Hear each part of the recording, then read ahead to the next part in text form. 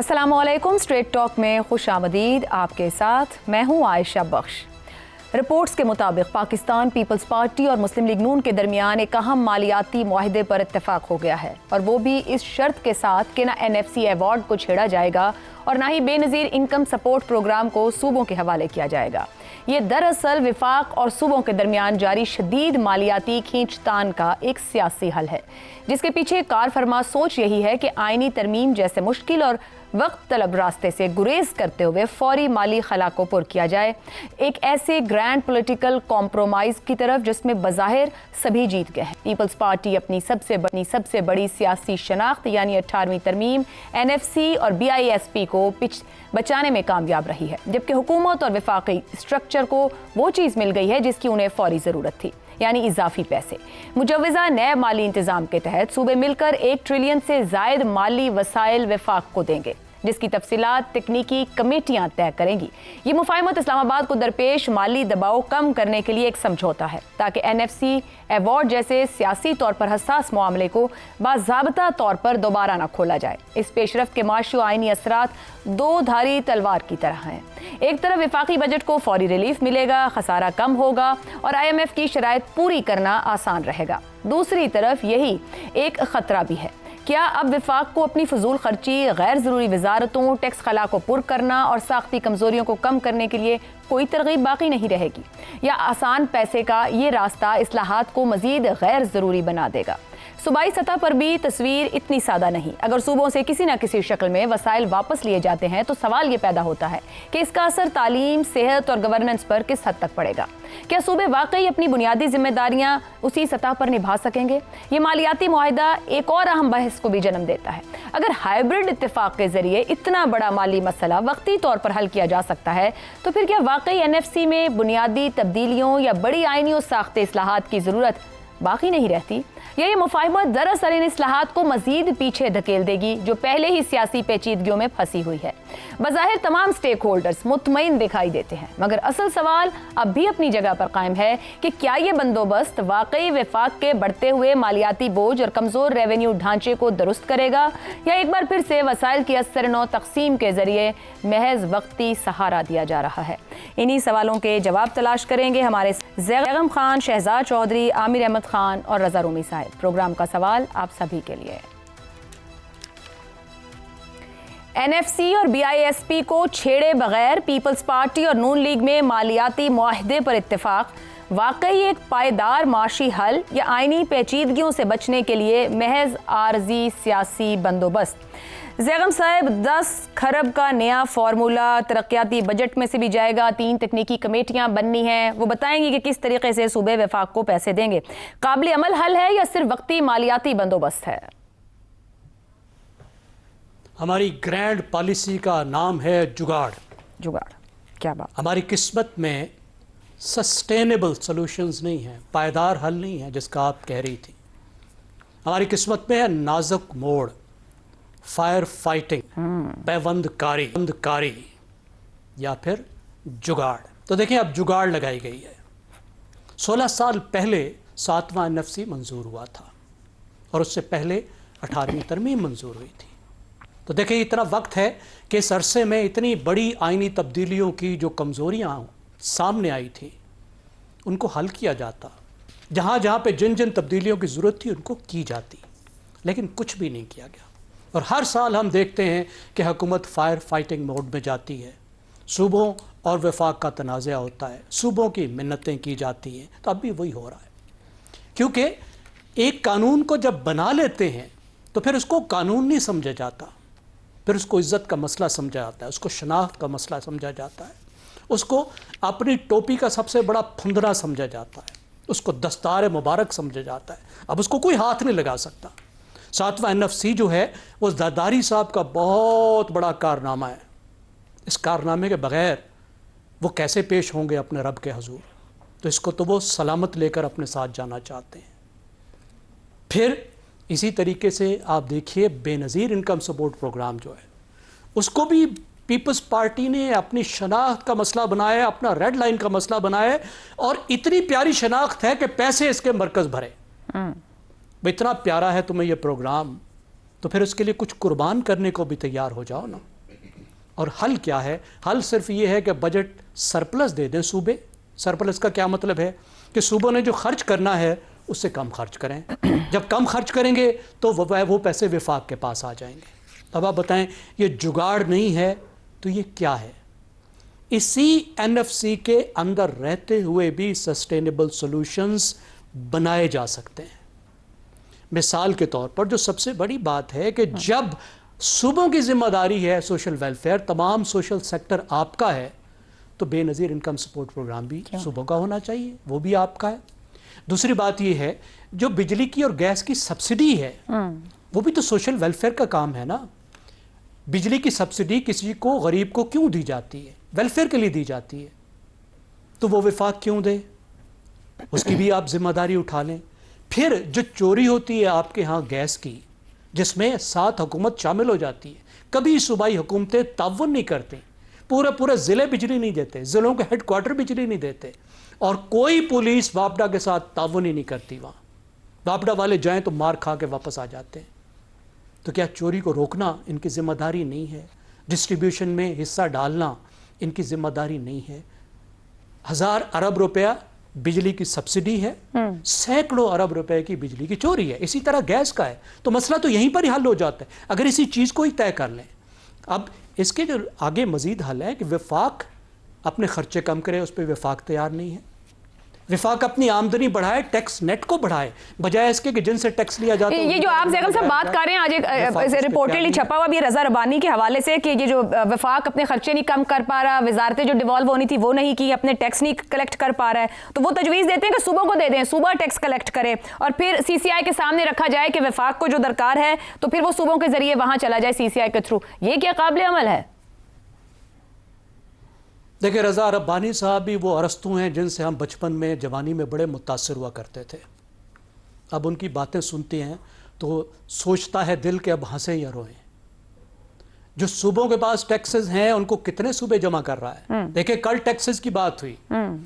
Bharat 18% GDP کا tax جمع کرتا ہے، جس میں سے 7% اس کے صوبے جمع کرتے ہیں جن کو ریاستیں کہتی ہیں. 11% وہاں پہ وفاق جمع کرتا ہے. پاکستان میں صوبے کتنے جمع کرتے ہیں؟ 1%. تو صوبے کیسے جمع کر لیں گے؟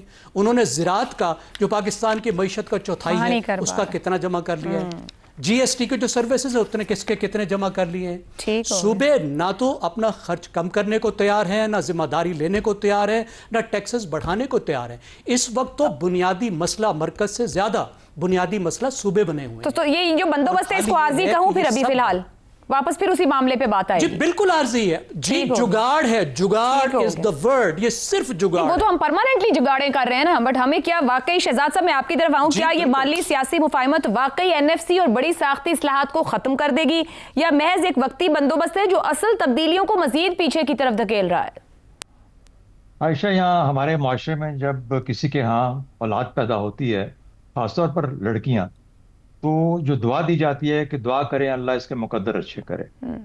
اس میں آپ ایک اور چیز شامل کر لینی چاہیے، وہ یہ ہے کہ جب بھی ہمارے یہاں کوئی ترمیم ہو تو ساتھ اس عوام کے لیے بھی دعا کیا کیجیے کہ اللہ کرے اس عوام کے مقدر اچھے ہو، ورنہ اگے تیرے پاگل اچھی. اب سلسلہ یوں ہے کہ اس کا اصل میں جو ٹائٹل اور آپ نے بڑا خوب کہا کہ پاکستان پیپلز پارٹی نے پھر سے 18ویں ترمیم کو بچا لیا. کمال نہیں ہے کہ انہوں نے 18ویں ترمیم پھر سے بچا لی. پھر وہ صحیح کہتے ہیں نا، سرداری صاحب سے سیاست سیکھی ہے. ہاں بالکل صحیح کہتے ہیں. اور سانپ بھی مر جائے لاٹھی بھی نہ ٹوٹے. لاٹھی ویسی کی ویسی پڑی رہی، سانپ مر گیا. اچھا اب یہ ہے کہ یہ کب تک قائم رہتا ہے، یہ تو اب زرداری صاحب کی عمر کے ساتھ اللہ ان کی عمر دراز کرے. لیکن یہ ہے تو صحیح، یہ معاشرہ ایسا ہے ہمارا جہاں پہ ہر ایک کی کوئی نہ کوئی ضد ہے. آپ کو پتہ ہے یہ میری ضد ہے، فلانا میری ضد ہے. تو یہ جو 18ویں ترمیم ہے یہ پاکستان پیپلز پارٹی کی ضد ہے. اب سوال یہ پیدا ہوتا ہے کہ جہاں سب کی ضدیں ہیں، PMLN سے پوچھا جائے کہ یار تمہاری ضد کیا ہے؟ تم بھی تو آخر اسی اسمبلی میں بیٹھے ہو، تم بھی تو اس حکومت کا حصہ ہو، آپ کی تو حکومت ہے، آپ کی بھی تو کوئی ضد ہوگی نا. یعنی روزانہ ہمیں آ کے وزیر جو ہیں انٹرویو میں ٹیلی ویژن چینلز پہ بیٹھ کے ہی بتاتے ہیں کہ 18ویں ترمیم نے یہ نقصان کیا، یہ کیا، یہ کیا، یہ کیا. اور کتنا آسان ہے کہ 1200 ارب کے لیے زرداری صاحب کے پاس بیٹھ کے 1200 ارب لیے، جیب میں ڈالے اور کہا کہ بالکل ٹھیک ہے 18ویں ترمیم کو ہم. اور یہ وہ وزیر ہیں جو بتاتے رہے کہ فیصلہ ہو گیا ہے کہ NFC فارمولے میں تبدیلی ہونی ہے، یہ وہ بتاتے رہے ہمیں. ہاں مجھے آپ کی آواز صاف نہیں آ رہی، لیکن کہنے کا مطلب ہے یہ وہ چیزیں ہیں جو کہ اگر آپ کراچی کے سیٹھوں سے مل لیں اور اس کے بعد جو ہمارے زمیندار بڑے بڑے زمیندار ہیں جن کے رقبے ہیں بہت بڑے بڑے، ان سے مل لیں تو ان سے مل کے یہ چندہ 1200 ارب ہو جاتا ہے. تو 18ویں ترمیم کا نہ ذکر ہوگا، نہ ایف سی ایوارڈ کا ذکر ہوگا، نہ بی اے ایس پی کا ذکر ہوگا، آپ کو آرام سے ہر سال 1200 ارب مل سکتا ہے. یہ تو بات ہی کوئی نہیں 1200 ارب کی. میرا خیال ہے یہ تو حکومت کے اندر سے بھی 1200 ارب نکل سکتے تھے. خام اتنا بڑا پنگا لے لیا. لیکن سوال وہی ہے بار بار کہ پی ایم ایل این کی کیا ضد ہے اور کوئی ضد ہے بھی یا نہیں. یعنی وہ بھی تو کسی کے نمائندے ہیں نا. 18ویں ترمیم کے بارے میں انہوں نے بھی تو آواز اٹھائی ہے نا. 18ویں ترمیم کے بارے میں باقی ممبران جو ہیں اسمبلی میں بیٹھے ہیں وہ بھی تو آواز اٹھاتے ہیں نا. تو ان کی آواز میں دم کیوں نہیں ہے؟ یہ 1200 ارب پہ کیوں ان کی آواز ختم ہو جاتی ہے، بند ہو جاتی ہے؟ تو یہ مسائل ہیں جو کہ ہمارے میرے خیال میں اس سے بڑا مسئلہ میری نظر میں آپ کے ہاں اور کچھ نہیں ہے جو سب کے سامنے ہے. بندوبست کر دیا گیا ہے، اس نظام کے نیچے ایک اور بندوبست ہو گیا ہے، اور اس بندوبست کے ساتھ جو آپ کا ریفارم کا نظام تھا جو آپ نے بہتری لے کے آنی تھی. دیکھیے آئین کیا ہے، جب کہتے ہیں نا ذوالفقار علی بھٹو صاحب بے شک انہوں نے آئین بنایا، بے شک 1956 کا آئین تھا، اس کو تھوڑا سا ریگرگیٹیٹ کر کے اس کو دوبارہ بنا کے ایک بائی کیمرل بنا کے اس کو پیش کر دیا. ان کے اپنے دور میں 7 ترامیم ہوئی. جب انہوں نے آئین پاس کیا اس کے with in the next 3 years انہوں نے 7 ترمیمیں 4 سال میں کر دی. تو کہنے کا مطلب یہ ہے کہ یہ کوئی ترمیم کرنا کوئی اتنا بڑا مسئلہ نہیں ہے. ترمیموں میں بھی ترامیم ہوتی ہیں. یہ آئین ایک وقت کی ضرورت کو ایڈریس کرتا ہے. جو معاملات ہوتے ہیں اپنے ملک کو گورننس بہتر کرنے کے لیے لے کے چلنا ہے. جب آپ ریئلائز کرتے ہو جو ہم سوچ رہے تھے ایسا ہوا نہیں، یہ کام ایسا ہو نہیں پا رہا، صوبوں میں اتنی سخت نہیں ہے، صوبوں میں نظام نہیں ہے، یہ کر نہیں پا رہے، تو پھر اس کو تبدیل کرنا لازم ہوتا ہے. آفٹر آل آئین تو بنا ہے نا اشرافیہ کے لیے، حکومتوں کے لیے نہیں، عوام کے لیے. اور اگر عوام کو ان کی مرضی کی چیزیں نہیں مل رہی، گورننس نہیں مل رہی، سروسز نہیں مل رہی، ان کے کام نہیں ہو رہے، ان کی زندگی میں آسانی نہیں ہے، تو پھر یہ کس کام کے آئین اور کس کام کے پارلیمنٹ اور کس کام کے حکومتیں اور یہ سارا کچھ نظام. میرا خیال ہے کہ یہ ٹورڈز دی جسے کہتے ہیں نا کہ اپنے اینڈ کی طرف آہستہ آہستہ نظام آہستہ آہستہ جا رہا ہے. کچھ نہ کچھ ان کو کرنا پڑے گا. یہ حکومت خاص طور پہ P M L N they have to wake up, کیونکہ ان کے بغیر اٹھے ہوئے اپنی بات کو منوائے ہوئے اپنی بات جس میں یقین کرتے ہیں، جس میں ان کا ایمان ہے، اور اگر ایمان ہے ہی نہیں اور 1200 ارب کے چیز کے ذریعے ہر چیز برابر ہو جاتی ہے تو پھر لیتے رہے 1200 ارب اور دیکھیں کب تک زندہ. ٹھیک ہو گیا جی. وہ شہزاد صاحب جو بات کرتے ہیں کیا کوئی نون لیگ کی ضد ہے بھی یا نہیں، مجھے ایسا لگتا ہے ضد ہی ٹوٹ چکی ہے، بس وقت گزارنے والا حال ہو گیا ہے. رضا رومی صاحب، این ایف سی پر سیاسی سمجھوتا، بلاول بھٹو صاحب کا بیانیہ محفوظ رہا ہے، شہباز شریف صاحب کو پیسہ مل گیا ہے، اب اس کے بعد کیا این ایف سی میں بنیادی اصلاحات کی کوئی ضرورت باقی رہتی ہے تو کس حد تک کی، اور آپ کے خیال میں کیا حکومت نے مشکل آئینی راستہ چھوڑ کر آسان سیاسی راستہ لے لیا ہے، فائدہ ہوگا؟ جی دیکھیے واقعہ اس طرح سے ہے کہ بجٹ کو پاس ہونا ہے اور بجٹ میں جو تاخیر ہو رہی ہے اس کے لیے یہ حل نکالا گیا ہے تو یہ ایڈ ہاک میجر، لیکن پاکستان میں آپ کو معلوم ہی ہے کہ ایڈ ہاک طریقوں سے ہی کام ہوتا ہے. تو ایک لحاظ سے این ایف سی کو تو دیکھنا پڑے گا، اور یہ معاملات جو بڑے پیچیدہ ہیں ان کو آگے آنے والے مہینوں میں ان کے اوپر دوبارہ گفتگو ہوگی، ڈائلاگ ہوگا. لیکن فی الحال کے لیے اس رستے کے علاوہ کوئی رستہ نہیں تھا موجود فیڈرل گورنمنٹ کے لیے بھی، کیونکہ ان کو بھی جو مسائل کی ضرورت تھی وہ مل گئے صوبوں سے اور ایک طرح کا سمجھوتا ہو گیا ہے. دیکھیے آپ نے این ایف سی میں اصلاحات کی بات کی ہے، یہ اصلاحات نہیں ضروری ہوتی. این ایف سی بیسکلی ایک جسے کہنا چاہیے ایک کانٹریکٹ ہوتا ہے صوبوں اور مرکز کے درمیان. یہ ایک وقت میں صوبوں نے کتنا وسائل انہوں نے شیئر کرنے ہیں مرکز کے ساتھ، کیونکہ فیڈریشن میں یہ شیئرڈ ایک طریقہ سار ہوتا ہے. ریونیو ریزنگ جو ہوتی ہے اور ایکسپینڈیچر جو ہوتا ہے وہ ایک سمجھوتا ہوتا ہے between the units of the federation. تو اس میں کوئی حرج نہیں ہے کہ اس کے اوپر مستقل بات ہوتی رہے اور مختلف اشکال میں اس کے اوپر حل نکلتا رہے. اصل مسئلہ جو ہے وہ یہاں پر یہ ہے کہ دونوں ہی سائڈ جو ہے وہ قصوروار ہے. مرکز نے اپنے خرچے بے انتہا بڑھائے ہیں اور جو لاس میکنگ کارپوریشن ہیں 1 ارب روپیہ ان کو دیا جاتا ہے جن کو پرائیویٹائز کیا جا سکتا ہے. ابھی پی آئی اے کو پرائیویٹائز کیا، اس کا مطلب ہے کہ دیگر جو ادارے ہیں ان کا بھی کوئی حل نکالا جا سکتا ہے، لیکن وہاں پہ بیوروکریسی میں اور سیاسی پارٹیوں نے اپنے لوگ بھرتی کیے ہیں اور ان کو وہ نکالنا نہیں چاہتے کیونکہ اس کا سیاسی جو وہ ہے فال بیک یا پش بیک جو وہ ان کے لیے فال آؤٹ ان کے لیے بڑا شدید ہوگا. تو اس لیے ان کو فی الفور یہ چاہیے کہ وہ اس کا حل نکالیں. 1 ارب روپیہ اگر آدھا بھی بچا لے تو بہت مسئلہ حل ہو سکتا ہے. پھر اس کے علاوہ جو वजारतें जैसे रजा रबानी का आपने जिक्र किया है, वो वजारतें जो कि सूबों को डिवॉल्व की जा चुकी हैं, दोबारा उनको खड़ा करने का क्या मकसद है? इतना बड़ा जो फेडरल गवर्नमेंट के फौज जफर मौज भर्ती की हुई है, उसको यहाँ सूबों में भेजें, उनको गोल्डन हैंडशेक देके फारिग करें। देखिए ये सब फैसले करने हैं मरकज को भी। अगर सूबे अपना काम नहीं कर रहे, अगर वो रेवेन्यू रेज नहीं कर रहे, या वो अगर सोशल डेवलपमेंट में उस तरह से पैसे नहीं खर्च कर रहे, तो बात ये कि मरकज भी अपना काम नहीं कर रहा, दोनों साइड को। और यही वजह है कि आइन में इस तरह के इदारे जो हैं वो मौजूद है, मुश्तरका मफादात की काउंसिल है, पार्लियामान है, जहाँ पर और पार्लियामान की कमेटियां हैं, जहाँ पे ऐसे फैसलों को करना ये स्कीम ही आइन की ये है। अब उसके ऊपर तो अमल होता नहीं है, यहाँ पे कोई कौमी असेंबली में कोई बहस होती नहीं है, कमेटियां काम नहीं करती, सब कुछ बैकडोर में होता है। तो जब ऐसे होता तो फिर यही नतीजा निकलता है जो आप देख रही हैं। सियासी मफादात के नीचे नतीजे निकाले जाते हैं, ना कि एक मुकम्मल तौर पर इंतजाम को आगे लाया जाए। आमिर अहमद खान साहब, ये जो सूबों से इजाफी वसाइल लेकर वफाक का खसारा कम किया जाएगा, अगर इसे कहा जाए एक टेम्पररी हल है, ये पायदार हल है? क्या ये बंदोबस्त पाकिस्तान के टैक्स के ढांचे को जैसा इस वक्त मौजूद है उसका मुतबादिल होगा, उसको मजीद कमजोरी की तरफ लेकर जाएगा? अच्छा, आपके सवाल का जवाब देने से पहले ना मैं एक छोटी सी अर्ज करना चाहता हूँ। मेरे सारे साथियों ने जितनी भी बातें की हैं ना, मुझे उससे 100% इत्तेफाक है। मैं किसी एक बात से भी इख्तलाफ नहीं करना चाहता हूँ, लेकिन कभी कभी बंदे में ख्वाहिश पैदा होती है अच्छा कि कोई अच्छी बात भी करे। ये जली कटी बातें जो हम हर वक्त अपने प्रोग्राम में करते रहते हैं ना, वो कभी कभी दिल पर भारी पड़ना शुरू हो जाती है।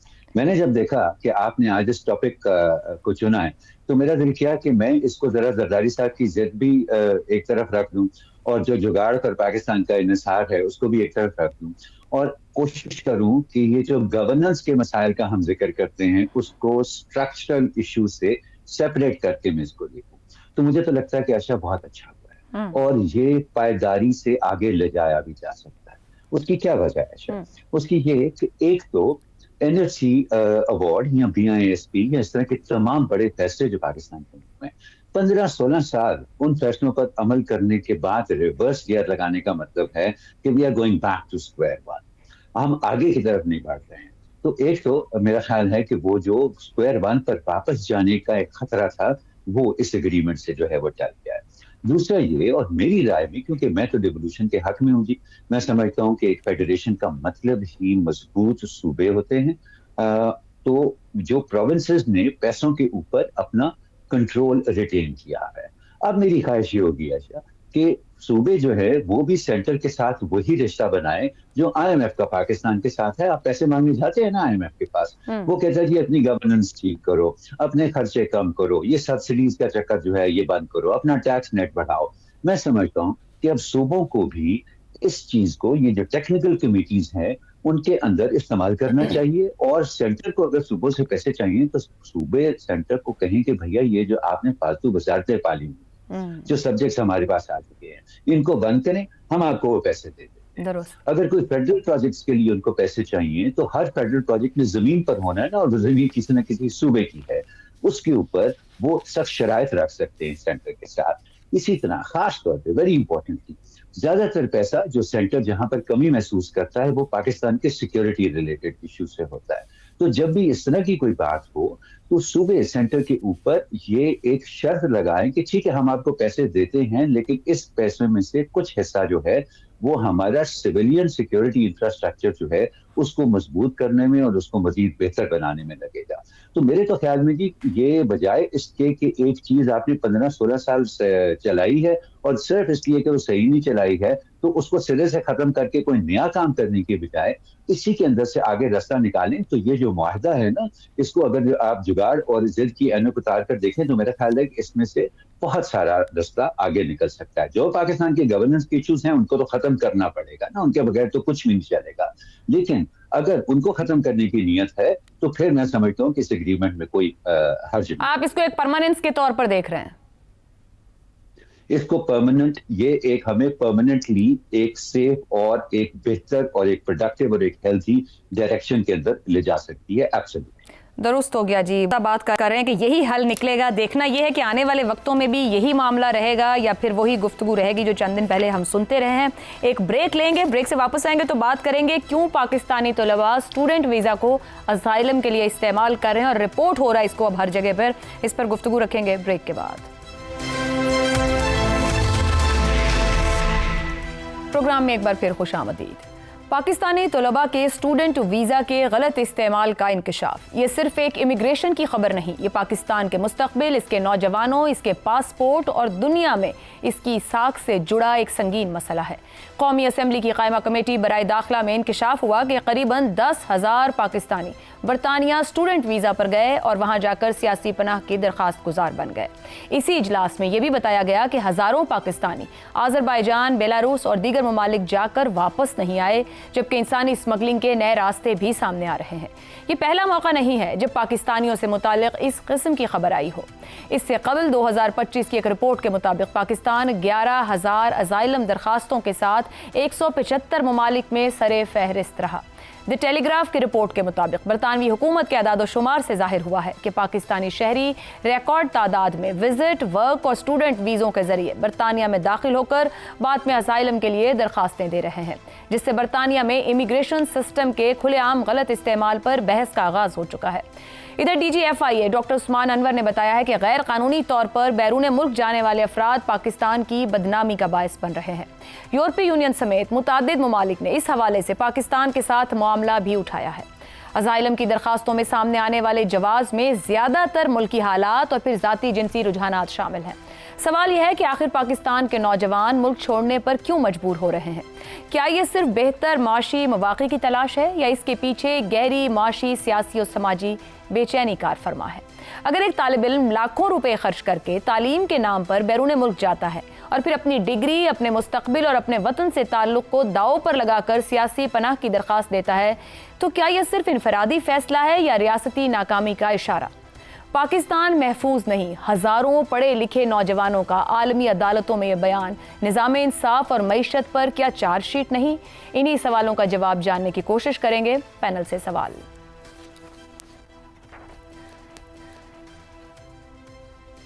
پاکستان کے موجودہ حالات, ہزاروں پڑھے لکھے نوجوان اسائلم کے طلبگار, نظام انصاف اور معیشت پر چارج شیٹ.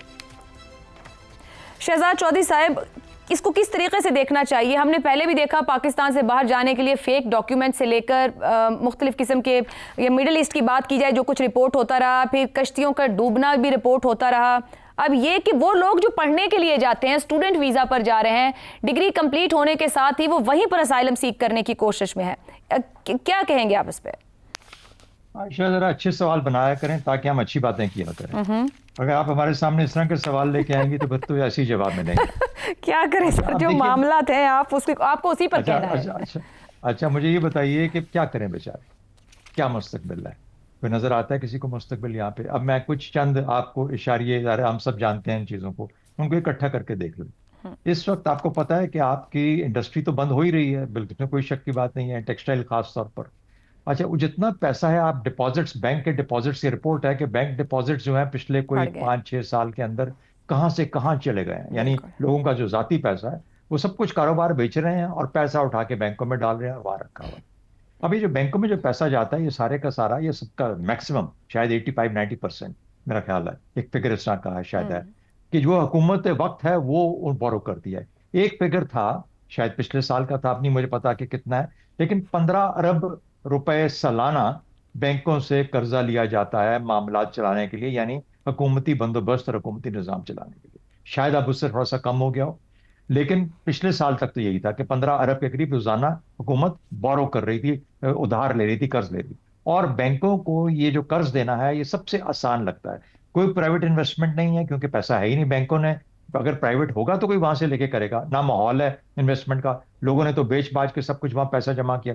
تو جب آپ کی انویسٹمنٹ نہیں ہے, جاب کریشن صفر ہے, سی پیک آپ کا تقریباً اب دوبارہ ہر دفعہ ہم اس کو زندہ کرنے کی کوشش کرتے ہیں, اس سے کچھ جابز نکلیں گی. تو جاب آپ 7.1% کہہ رہے ہیں, جو حکومتی فگرز ہیں کہ جی اس وقت پاکستان کی تاریخ کا سب سے بڑا ان امپلائمنٹ ریٹ ہے 7.1%. حفیظ پاشا صاحب کہتے ہیں نہیں 25% کے لگ بھگ.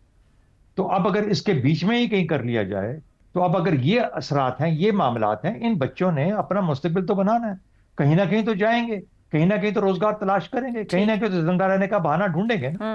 تو اب وہ اگر یہ سب کچھ کرتے ہیں اور جا کے اسائلم بھی لیتے ہیں اور اسی بہانوں سے جاتے ہیں، ان کے پاس اور طریقہ کیا رہ گیا؟ اگر آپ ان کو FIA والے جو ہیں وہ ایئرپورٹوں سے پتہ نہیں ہنڈریڈز کی تعداد میں جہازوں سے، فلائٹ سے اتارتے ہیں اور اکٹھے کر کے اسی کے اوپر ہی بحث ہو رہی تھی نا، اسی چیز کے اوپر کہ یہ کیوں ہو رہا ہے. تو آپ خدا را اپنے اندر معاملات کو سیدھا کیجئے تاکہ یہ بچے باہر جانے پہ مجبور نہ ہو. ٹھیک ہو گیا. رضا رومی صاحب، یہ سیاسی پناہ کا نظام حقیقی خطرات سے دوچار افراد کے لیے ہوتا ہے، مگر یورپ اور برطانیہ میں لوگ مستقل رہائش کے لیے اس کو ایک متبادل کے طور پر استعمال کر رہے ہیں، مگر پھر اس سے تو بہت سے ان اسٹوڈنٹس کا مستقبل بھی خراب ہو جائے گا جو واقعی تعلیم کے لیے بیرون ملک جانا چاہتے ہوں. اوور آل پاکستان کا امیج بھی متاثر ہوگا. مجھے یہ سمجھ نہیں آتی کہ نوجوانوں کو اور لوگوں کو مورد الزام ٹھہرانا جو ہے یہ ایک خاص ہتھ کنڈا ہے بیوروکریسی کا، اور یہی جو FIA کے یہ بیانات جو آ رہے ہیں ان سے یہی لگتا ہے. کیونکہ سوال یہ پیدا ہوتا ہے کہ اتنی بڑی تعداد میں جو لوگ نکلتے ہیں یہاں سے ہوائی اڈوں سے یا ایون انلیگل رستوں سے، تو وہ FIA پولیس کی جانکاری کے ساتھ یا اکثر ان کے تعاون ملی بھگت. رضا صاحب، ایڈ کروں گی کہ سب سے زیادہ سیالکوٹ ایئرپورٹ سے اور ایک افسر جو کہ رپورٹڈلی قائمہ کمیٹی اس میں بتایا گیا ہے کہ ایک جگہ کے لیے 1000 لوگوں کو ایک افسر نے وہاں سے نکالا ہے. اور آپ کو لاہور میں ایسے ماضی کے کیسز رہے ہیں، ایک وتیرہ رہا ہے پولیس اور FIA کا، اور یہ انسانی اسمگلنگ جو ہے اس میں یہ برابر کے شریک رہے ہیں. سب سے پہلے تو یہ اپنے گریبان میں جھانکیں، اپنے گھر کی صفائی کریں، اور وہ ایسے افسر اور ایسے اہلکار جو کہ غلط کاریاں کرتے آئے ہیں اور کر رہے ہیں، ابھی کوئی ختم نہیں ہوا کہ جسٹ بیکاز DG FIA جو کہ منظور نظر ہیں محسن نقوی صاحب کے بلو آئیڈ، ان کا بیان آ گیا تو بس وہ یوں سمجھیے کہ سب کچھ پاک صاف ہو گیا. بالکل بھی نہیں. ایز وی اسپیک یہ کام ہو رہا ہوگا. تو بہتر یہ کہ وہ اپنے ادارے کی طرف توجہ دیں، اور بیچارے جو غریب نوجوان ہیں جو کہ بہتر مستقبل کی تلاش میں پاکستان سے کچھ باہر جا کے کچھ بننا چاہتے ہیں، ان کی زندگیاں مت اجیرن کریں. اگر ان کو اتنا ہی شوق ہے تو یہاں پر پھر وہ پاکستان میں حالات کو بہتر کریں کہ اچھی تعلیم، اچھے مواقع اور اچھے روزگار کی امید جو ہے وہ پیدا ہو نوجوانوں میں، تاکہ ان کو یہ کام سرے سے کرنا ہی نہ پڑے. ایک بریک لیتے ہیں، بریک کے بعد گفتگو آگے بڑھائیں گے. پروگرام کے آخری حصے میں ایک بار پھر خوش آمدید. عامر صاحب، برطانیہ پہلے امیگریشن قوانین کو سخت کر رہا ہے، ویزا درخواستوں کی جانچ بڑھائی جا رہی ہے. اگر پاکستانیوں کی بڑی تعداد اسٹوڈنٹ ویزا یا کسی اور ویزا پہ جاتی ہے اور پھر شرائط کی خلاف ورزی کرتی ہے، تو کیا مستقبل میں پاکستانی پاسپورٹ کی ساکھ متاثر نہیں ہوگی؟ کیونکہ بلو پاسپورٹ کو لے کر بھی مسائل گزشتہ دنوں سامنے آئے. یہاں پر عائشہ پاکستانی پاسپورٹ کی ساکھ جو ہے that is the least of Britain's problems. یہاں ان کو سب سے بڑا مسئلہ یہ ہو رہا ہے کہ اگر یہاں پر آپ مائگریشن پیٹرن اسٹڈی کریں تو اس وقت ٹاپ 5 کنٹریز جو ہیں جس میں پاکستان سر فہرست ہے، خاص طور پہ جہاں پر اسٹوڈنٹس کا معاملہ آتا ہے. لیکن لیگلی جو لوگ انٹر کرتے ہیں اور پھر اوور اسٹے کرتے ہیں، یہاں پھر وہ اسائلم کی درخواست دیتے ہیں، اس کے اندر پاکستان پہلے نمبر پہ آتا ہے. باقی کے ملک جو ہیں اس کے اندر ایریٹریا ہے، ایران ہے، افغانستان ہے، بنگلہ دیش، یعنی کہ وہ تمام ملک جو معاشی اعتبار سے اسٹرگل کر رہے ہیں. اور یہ ظاہر ہے کہ اسائلم سیکنگ جو ان کی ہوتی ہے وہ کسی نہ کسی پولیٹیکل گراؤنڈز کے اوپر ہوتی ہے، جو زیادہ تر فیک ہوتے ہیں یا سسٹینیبل. میں کہتا ہوں جنہیں فیک بھی نہیں ہوتے ہیں تو وہ سسٹینیبل نہیں ہوتے ہیں.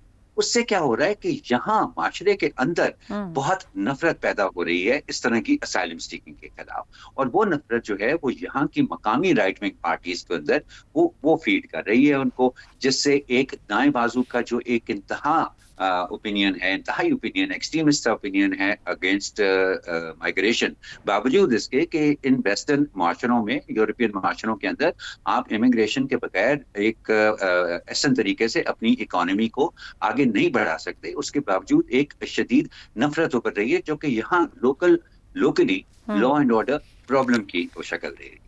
لیکن عائشہ ہمارے ہاں جو مسئلہ جس کا میں ذکر کرنا ضروری سمجھتا ہوں نا اس کہانی سے جڑا ہوا، وہ یہ کہ وہ جن صاحب نے کہا ہے نا، اس رپورٹ کے اندر بھی وہ لکھا ہوا ہے، انہوں نے کہا ہے کہ جی یہ پاکستان کی بدنامی کا باعث کر رہے ہیں. ان کو میں یہ کہنا چاہوں گا کہ یہ بچے نہیں ہیں. جو پاکستان کی بدنامی کا باعث بن رہے ہیں. یہ یہاں پر آ کر اتنی محنت کرتے ہیں مقامی آبادی کی نسبتاً، وہ دگنا کام کرتے ہیں یہاں پر ان سے کم پیسوں کی نسبت. یہ ان کی ہماری بدنامی کا باعث نہیں بن رہے ہیں. ہماری بدنامی کا باعث وہ پالیسیز بن رہی ہیں جو ان کو پاکستان سے دوڑنے پر اور اس طرح کے جھوٹ بول کر دوسرے ملکوں میں رہنے پر مجبور کرتی ہیں. بیلاروس اور بیلاروس جیسا ملک جہاں سے وہ کہتے ہیں نا کہ 600 بچہ تک لگ بھگ گیا اور ایک بھی واپس نہیں آیا، وہ ایک پولیٹیکلی اوپریس سوسائٹی ہے. لیکن ہمارے بچے اتنے مجبور ہو جاتے ہیں کہ وہاں پر رہنے کو وہ یہاں سے نکل جائیں کسی بھی طرح جہاں بھی جائیں. زیغم صاحب کیا کہا جائے، اسٹوڈنٹ ویزا ہے یا اسائلم کا ایک چور راستہ ہے؟ ڈگری چھوڑ کر یہ سیاسی پناہ کی لائنوں میں لگنا، کیوں پاکستان سے جانے والے پڑھے لکھے نوجوان یہ راستہ لے رہے ہیں؟ دیکھیں عائشہ، وہ کہتے ہیں کہ انسان جو ہے وہ سماجی حیوان ہے، لیکن اگر آپ دیکھیں انسانوں کی تاریخ کو تو شاید انسان ہجرت کرنے والا حیوان ہے، مائیگریٹری اینیمل ہے. اب آپ دیکھیں نا، ہمارا اتنا زبردست شاہین رضا رومی اڑ کر امریکہ جا کر بیٹھ گیا ہے، تو دوسرے لوگوں کی کیا بات کریں کہ کہاں، کیونکہ دنیا جو ہے وہ کھلی پڑی ہے آج کل آپ کے ٹیلنٹ کے لیے. اگر آپ قابل ہیں تو world is your play ground. بالکل. لیکن آپ کو اس قابل ہونا چاہیے کہ دنیا کو آپ پلے گراؤنڈ کی طرح استعمال کریں اور وہاں پلے گراؤنڈ کی طرح جا سکیں اور اپنا سکہ جما سکیں. سوال یہ نہیں ہوتا کہ لوگ جا رہے ہیں، سوال یہ ہوتا ہے کہ ملک سے جا رہے ہیں تو کیوں جا رہے ہیں. دوسری بات، وہ کیسے جا رہے ہیں، پھر وہ کیا کرنے جا رہے ہیں. اب دیکھیے کیوں جا رہے ہیں، اس پر کافی بات ہو گئی.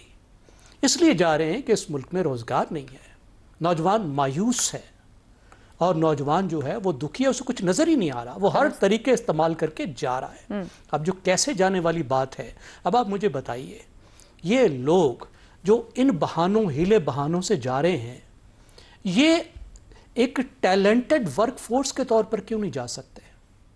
دنیا میں اتنے کام کرنے سر یہ 10,000 جو اسائلم لے رہے ہیں یہ تو پڑھنے کے لیے گئے ہیں، یونیورسٹی سٹوڈنٹس ہیں، ویزا پہ گئے ہیں، گھر والوں نے لاکھوں لگا کے کچھ فیسیں دی ہوں گی ان کی. دیکھیں ان میں سے مسئلہ یہ ہے کہ بہت سے باقاعدہ سٹوڈنٹس ہیں، بہت سے لوگ وہاں پڑھنے نہیں گئے. وہ یونیورسٹی کی تعلیم کو، وہاں کے داخلے کو ایک ایکسکیوز کے طور پر استعمال کر رہے ہیں اور وہاں جا کے کام کرتے ہیں. وہ جاتے ہی کام کے لیے، اور یہاں پہ پورے ایسے نیٹ ورکس بنے ہوئے ہیں جو انہیں اس طریقے سے بھیجتے ہیں اور وہاں وہ یونیورسٹیوں سے ڈراپ آؤٹ ہو جاتے ہیں. بہت سی یونیورسٹیاں وہاں ہوتی جیلی یونیورسٹیاں ہیں، وہ داخلے دیتی اسی لیے کہ لوگ وہاں آ کے کام کر سکیں. تو وہ اس طرح کے بہانے کیوں استعمال کر رہے ہیں جس کی وجہ سے دوسرے سٹوڈنٹس کا بھی مسئلہ بن رہا ہے. تو میں آپ کو عرض کر رہا ہوں کہ کیوں آپ ان کے لیے ایسے طریقے استعمال نہیں کرتے کہ وہ ہنر سیکھ کر جائیں اور کام کریں. پہلی تو بات یہ کہ کام جانے کی ضرورت پیش نہ آئے. دوسری بات ہے جب جائیں تو کسی باقاعدہ طریقہ کار کے ساتھ جائیں اور اس طریقے سے وہاں کام کریں کہ پاکستان کے لیے اور اپنے لیے وہ بہتر طور پر کنٹریبیوٹ کر سکیں. درست ہو گیا جی. آج کے لیے اتنا ہی، اجازت دیجیے. اللہ حافظ.